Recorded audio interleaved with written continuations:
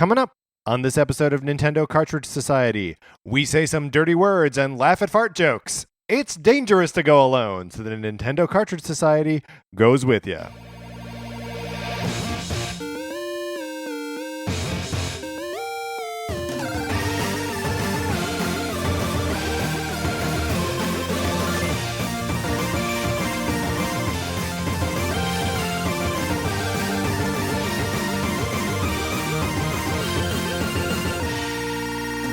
Welcome to Nintendo Cartridge Society. My name is Patrick Ellers. I am joined, as always, by my co-host, Mark Mitchell. Mark, how's it going? It's going great. It is going great. We are here. We are going to talk about South Park: The Fractured But Whole. And because it is a South Park game, we are going to be using language we would not normally use on this show. If you listen to this show with your kids, if you are a kid, maybe reconsider listening to this one. Although if you are a kid, you know what you're getting into. You want to hear us say shit. You're already saying these words anyways. You already are. Mark, do you remember, I remember in first grade, I was just about to revise it to kindergarten. I'm going to stick with first grade. Out at recess, just swearing up a storm with my friends. All the time. We thought we were so cool. I feel like I was, I tried really hard to be a good kid. Yeah. And my parents, they didn't swear. And we were a non-swearing family. I think I held out till I was sixth grade. Wow. Yeah. I mean, we were kind of a non-swearing family too, but I don't know, I just got the bug for it or something. I was just I gotta swear. But if you would like to hear us talk about a game that is not this filthy South Park game, we did just record a conversation about Donkey Kong Country Tropical Freeze. The episode is in your feed right now with this one, unless you don't subscribe to us, which you should. And you can listen to that instead. Mark should know. Before we get into it. Look, Pokemon starters. There are 3 different starters in every Pokemon game. We're going to try to figure out which one is the best one. But Mark and I are dummies. Ugh, just the most stupid. Just listen to us try to describe how dumb we are, and you're like, who are these idiots? Don't they know any more words? No, for dumb. Just dumb and idiot and stupid.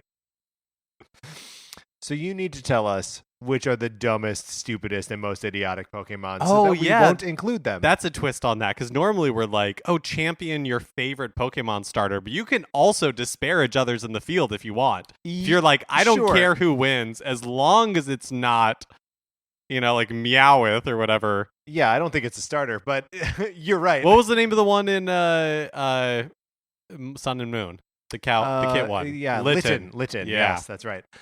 See, we're not so dumb. We remember the name of one Pokemon from the most recent Pokemon game. It was my starter when I played, and I was like,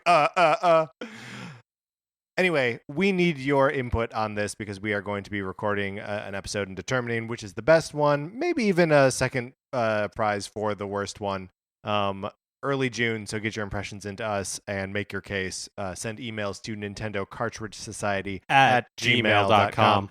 And then that'll be a fun episode with all of your input. Mark, are you ready to get into this and talk about South Park: The Fractured But Whole? Yeah, let's do it.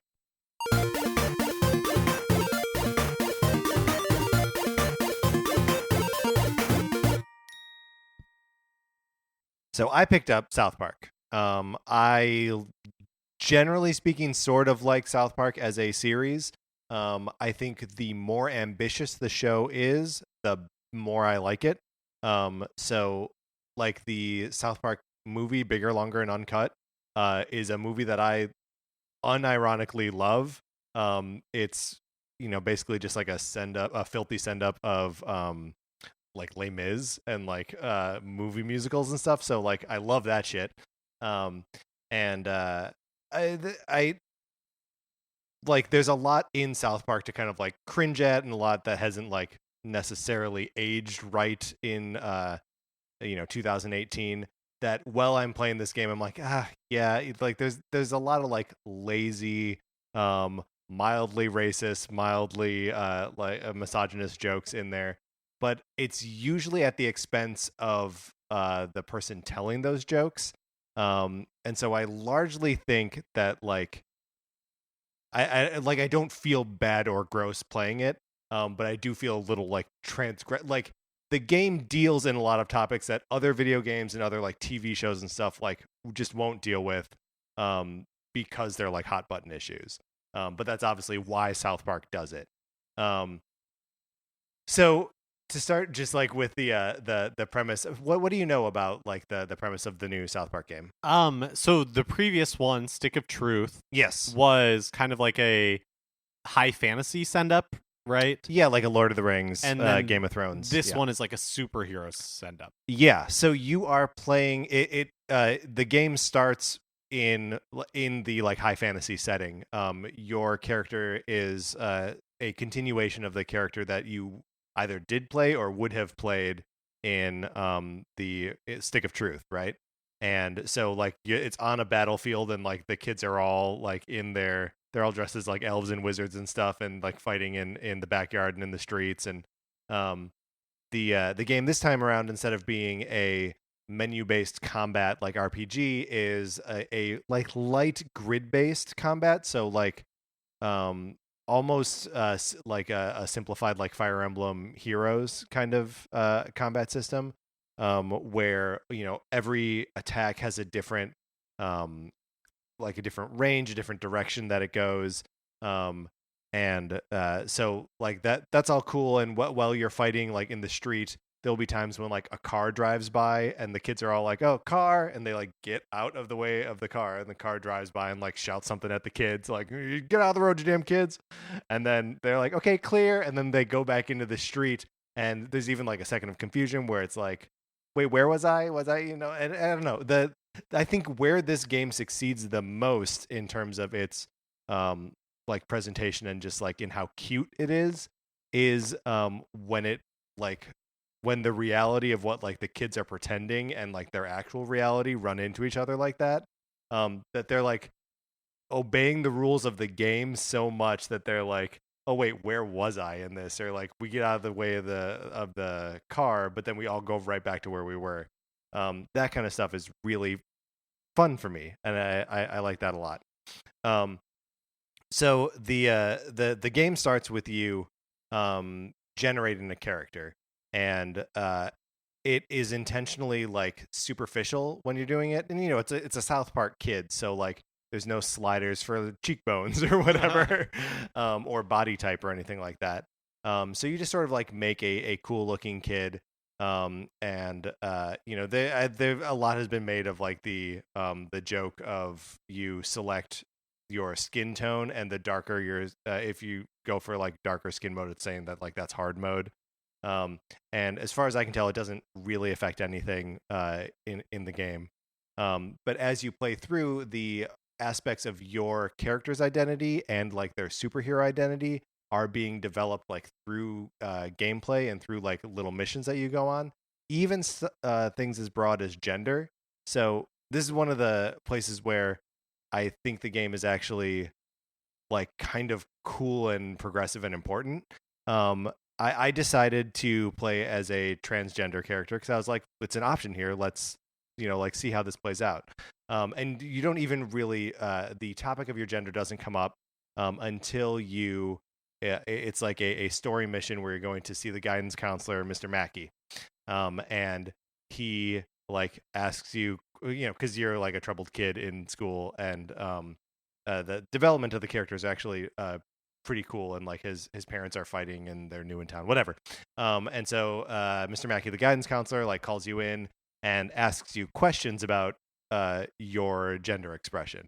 And I've had 2 different conversations with the guidance counselor character, and each time it like broadens your like definition of your own gender. So like, it starts out with like, are you a boy or are you a girl? And it's like, are you, and then like, are you cis or trans? And Mackie sort of like freaks out a little bit when you say trans, and he calls your parents, and your parents are like, yeah, we know that this is the case. And Mackie's like, oh, okay, sorry, like cool with it. And then like when you go back to him, he like expands on like, tell me about your gender identity. Is it do you consider your gender binary or non-binary? Like, it really goes into like the sort of granular nature of gender and gender expression and sexuality and expression of sexuality in a way that like it doesn't like take a piss on it at any point. It's just like asking these questions and being like, tell me about this character. And no matter what, every time you leave the school from those meetings, you get jumped by a gang of rednecks who make fun of some aspect of your character, and just like calling you a freak or whatever for whatever reason. You're also dressed up as a superhero at this point, so like you are being a little weirdo. Right. But like you beat those guys and they're like idiot rednecks. So like I don't know. It was just very like rewarding and cool for me to like, have a transgender, bisexual male character at the heart of this that is my hero that like I'm representing, and I made these choices about him, and that the game world is reacting to him as that. And sometimes they like make jokes at your expense, but like there's jokes about everyone at everyone's expense. So I'm finding that aspect of it to be really cool. Yeah, that's really interesting. I remember in the lead up to the game's release, originally on like other platforms, that there was a lot of discussion around this sort of thing. I haven't played it myself, so I can't comment on it. It seems from what you're saying that it's like handled really well. I think it's interesting that they're like exploring this. Mm-hmm. Yeah, I don't know. It feels like a strange space in which to explore it, because I mean, the name of the game is The Fractured Butthole, right? And the whole like your character's superpowers are derived from his ability to bend space and time with his farts. Like this is my buddy Pete was like, man, they're really leaning hard into the fart jokes in this. And it's like, it's not just jokes. Like, it's the central gameplay mechanic is like, you need to fart to make things happen. You can push X at any time to make your character fart. And sometimes, like, you can use it in combat to, like, freeze. You can do a time freezing fart where, it's a grid-based thing, and you can stop an enemy's turn in the middle of their turn and just, like, walk up to them with time frozen and, like, pummel them. Or, like, you can rewind time with your farts. And like later in other parts of the game, you can use your farting ability to like trigger other characters to do like their special things to like get you access to other spaces on the map. So like there's Kite Man. Is he's a Human Kite. Human Kite is the character's name. It's Kyle, but he's Kite Man. So like you can use him to like jump from like rooftop to rooftop because you're propelling him with your like atomic farts.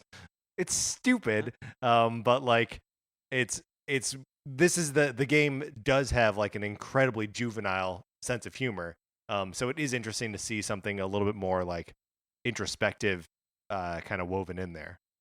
Yeah, I guess you have not made it to the end. No. Is it something where the choices you make like have consequence, like does it have consequences outside of those specific like missions or cutscenes or whatever? So I don't know if like my actions have consequences necessarily, like the choices I make in the game, but I feel ownership over the character and his identity in a way that I usually don't, as where in like other games where you can create your character. There's also like a sort of bottomless pit of gear that you can put on that has no effect on how the game plays. It's just changing your appearance, and then you can change the color of all of these things too. So like every couple hours I'm putting like a different costume on the character that or like finding something new or crafting something new that I'm excited about putting on. And I don't know, I guess not, but to answer your question directly, I don't know that my decisions are like having any weight in like the world of the game, but it feels meaningful enough because you're crafting this kid's identity.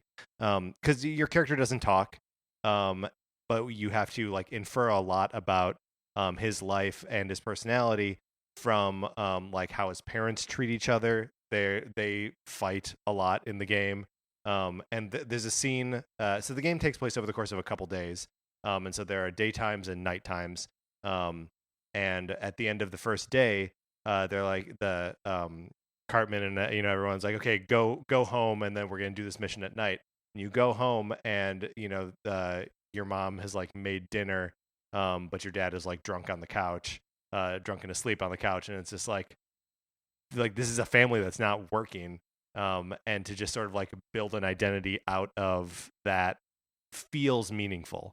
So yeah, I'm weirdly satisfied with the role playing elements of this game. Yeah, that's really interesting. I guess like I enjoy aspects of South Park, but I feel like a lot of times they use just like really cheap and superficial gags, and then the excuse for that, and like especially when it relates to like race or gender and like sexual orientation stuff, and then the excuse for that is just like, oh, but we make fun of everybody, so like we can get away with it. So it's really interesting to me. That's really cool to hear that your experience with the game has been, like that these things are handled with a like odd amount of finesse. Right, which isn't to say that the game is like perfect in that way. There's still lots of time, like a lot of characters. I mean, just like if you go through the South Park like cast of characters, there are a ton of them that are just like kind of ugly stereotypes of any corner of humandom. So like I don't know. There's some of that like I still had to be like, ugh, South Park. What is this? But I don't know. There's something about like it's just South Park's identity, to like sort of be ugly and like find something in there that's worth either like exploring or talking about or making jokes about. Yeah, I don't know. It doesn't feel as mean-spirited as I will frequently find the show to be, where I'm like, oh, I just need to turn this off, because like the kids are all like playing superhero together, and there's something like unifying and cool about that. And I mean, also this is sort of a step away from like the more political side of it, but the story is fun and funny to me in that the kids are trying to rescue a cat. Like this is the inciting incident for the game, and like 2 days into the game, this is still what the characters are trying to do. They're trying to rescue a cat because there's $100 reward for it, and that will get their superhero franchise started. And there's like a whiteboard in Cartman's basement which outlines like phase 1, phase 2, and phase 3 of their superhero franchise. And it's all just cheap shots at Marvel and DC for their like movie and TV strategies. But it's so fucking funny. The end of phase 3, like at the very bottom of the board, it says like, Coon and Friends, like final movie, whatever. And then in parentheses, it says introduce a chick. Which like having just seen Infinity War, no spoilers for Infinity War, but like they introduce a chick is how that movie ends, basically.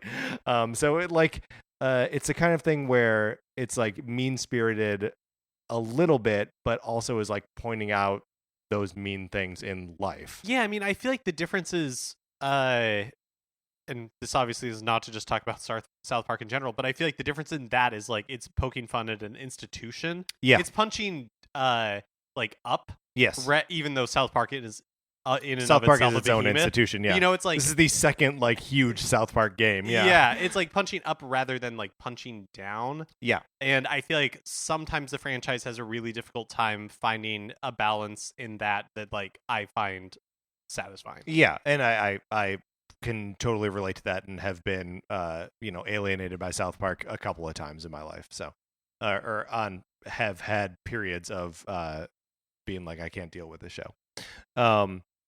But and gameplay wise, it's a super fun. Like it's fun to explore the town of South Park. Like I said, there are all these different ways to interact with the environment as you're gaining like buddies with different superpowers, who can like knock things over, or that you can cross lava, and like there's lava in the town that's just little red Lego bricks that they've laid out, and they're like, it's hot lava, you can't cross it, so you can't. So and the combat is just like I said, super simple, but like still satisfying in a way where like you have to be paying attention to how you're fighting a fight. You can't just like kind of spam the X button to just make it go forward. Yeah, so I'm really enjoying it, and I'm gonna go back in and try to beat it. One thing that we mentioned on our news episode that we haven't mentioned here yet is that people have been encountering game-breaking bugs in this that have been wiping out saves, and I have not encountered that yet. So some part of me does kind of want to just wait for them to patch it, because I don't want. Why risk it? I don't want to play for 15 hours, then have that progress erased, and then I'm not going to start over. Have you been playing mostly on the TV, mostly in handheld? Both. So this is a great point. The game doesn't look as great as I think it should. I can see some just sort of digital noise kind of around the edges of some of the characters when I've got it on the TV and on a 4K TV. And some of the text is too small when I'm playing in handheld. And the depth of field is strange in the world of South Park, right? So anytime that you move kind of too far into the background, if you're playing on handheld, it's kind of easy to lose the character in all of that, especially because your design of the character, is based totally on what you want him to look like. So if you made a weird choice and he's the same color as the background you're moving him into, you can really seriously lose him. But it's not precise platforming or anything like that, so it's not that big of a deal. But yeah, I wanted it to be a little bit more. It looks like South Park, which is what it is. But I just wish it was technically a little bit cleaner. Also, load times are a little bit of a bummer. I don't know if they're better on other versions of the game, but on the Switch version, sometimes I'll hop into a fight and it's loading for 30 seconds or something before I actually get into combat. Yeah, hopefully when they fix the game save bug, there will also be some gameplay optimizations as well. Yeah, maybe that would be nice. Or some technical optimization. Because there's some of it too, just there are fast travel points around the town. So you can skip to different areas. But I find myself sometimes being well, if I fast travel, then I'm going to get to there, and then I have to go over another screen. So that's 2 load screens. Oh, I'm just going to walk. Oh, yeah. That's a bummer when you have to make those sort of decisions. Yeah, when it comes into the calculus of oh, God, it's going to take me longer. I was playing earlier today, and I walked from one character's house. And then you had to go into a new area to go into another character's house. And that new area kicked up a load screen. And I just sort of absentmindedly twiddled my thumb back in the other direction, and I went back through and I was oh my God. So I was just sitting there for 2 minutes not actually playing the game, which is weird. And my normal antidote for something like that is to listen to a podcast or music or something, but the game is so chatty and so much of the enjoyment of the game is listening to the characters talk to each other that that doesn't really work. It's a game that demands your full attention, even when you're playing a mini game of just taking a shit, which is something that happens in this game over and over again. Any toilet that you find, you can sit on and try to take a shit on, and it's a little mini game of rotating thumbsticks or pushing buttons quickly or whatever. Which, by the way, I gotta say is hard to do in handheld mode. I was trying to. There's one version of it where you're rotating one of the sticks clockwise and the other one counterclockwise, and I had a really hard time doing it in handheld mode. Really, really hard. Do you do you think it's just because of the design of the analog sticks? I don't really know what it is. That's interesting. It's and I also found myself kind of twisting the whole thing as I was doing it. I was I don't know what's happening. But it was frustrating. And then, you don't really get anything for it. It's just you completed this little pooping mini game. So anyway, I'm enjoying South Park. If would recommend for people who like South Park at all, or just want a filthy superhero world to explore. It's fun.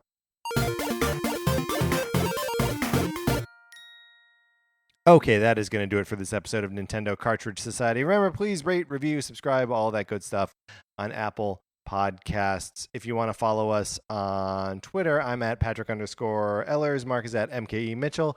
And the show is at Nincart Society. Facebook page is just Nintendo Cartridge Society. If you like Mark and Mine's opinions, we write about comic books on RetconPunch.com. Olivia Duncan made our logo. Our theme music is provided by 8-Bit Betty. You can get more of 8-Bit Betty's music by going to 8bitbetty.com or by listening right now. For my co-host, Mark Mitchell, this is Patrick Ellers saying thanks for listening.